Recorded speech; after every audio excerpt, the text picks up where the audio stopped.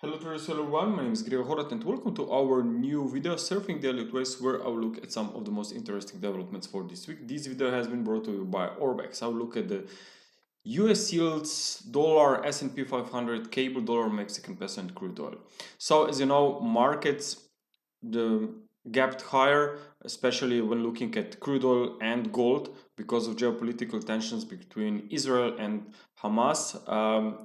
Stocks, interestingly, have also seen some recovery over the last 24 hours. So despite of a lot of uncertainty in the markets, it appears that there can be more risk on moving forward.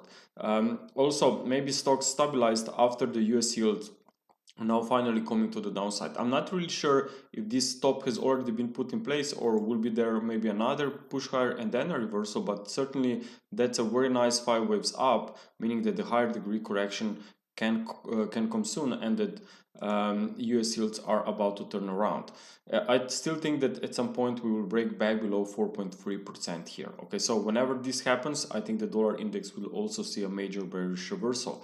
Now, looking at dollar index 4-hour time frame, notice that we are still somehow sitting at this lower trend line of this impulsive channel, so it can be a little bit too soon to say that we are topping out here, because also this March swing lows, if you look here on the left, is also very important. It reacted as a support here back at the end of September. Now you're again here. So if today, let's say, we rally back above 106.40 or 30, then I think that another high is coming for 108, the final one.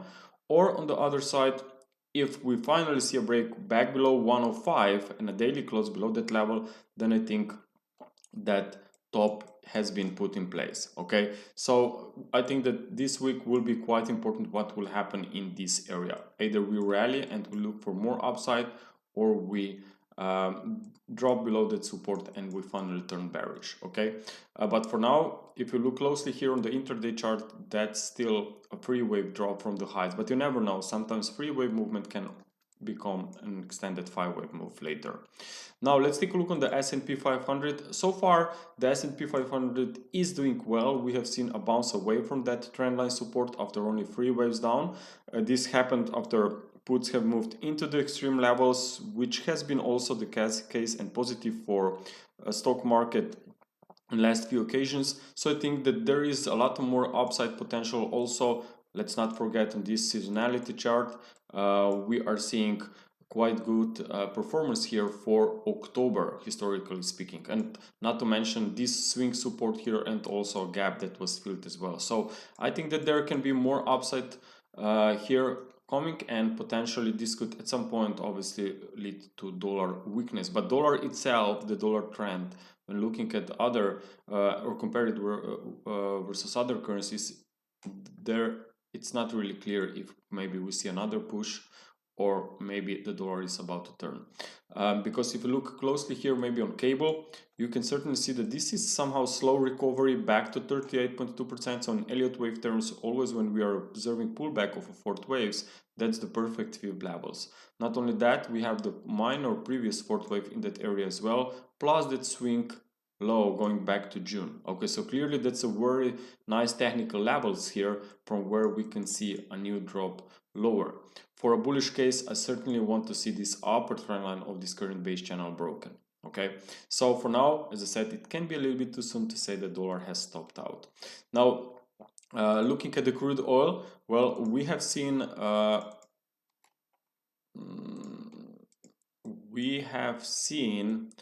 some gap higher here, quite a massive one, around 4 to 5%.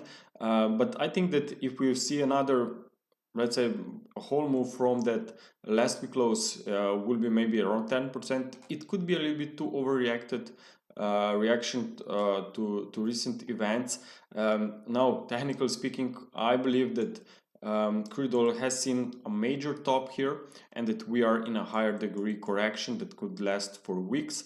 So I'm looking for more weakness, but of course, since we have the gap higher, now it looks like that traders could ride this wave to the upside, but at some point, obviously, I'm thinking that this gap should be filled. Maybe after a current minor retracement, and then you see a rally towards 88 resistance, or maybe we'll see 88 or 89 resistance tested first, and then this gap will be filled. So no matter how I look at it, I think that that was a wave A, and that that's wave B on a counter trend temporary rise, and that sooner or later we could see more weakness here. Okay, but as I said, only down for wave C. Now also, if suddenly, let's say, risk on would resume, keep an eye on dollar Mexican peso. It has a pretty nice ongoing bearish wave structure here on a daily chart, and that was a very nice rally here over the last few weeks. So this looks like a correction, can be the same degree as this correction here. So it's wave 4, that was wave 2, and now obviously in the middle was then wave 3. So what you would expect, wave 5, the final leg to the downside. So watch this support line here. It's that goes back from mid of September or so. So if this support line is broken, I think, and maybe even see, let's say, weekly close below it, I think that more weakness could be in the cards. Mexican peso, generally speaking, has been doing very well lately, no matter what other currencies were doing. So I really love this currency pair for more weakness, especially if dollar index would give us this 105 breakdown, then I think the dollar Mexican peso could really experience much more weakness. Okay, traders, thank you very much for your attention. I hope that you enjoyed this video, and talk to you next time.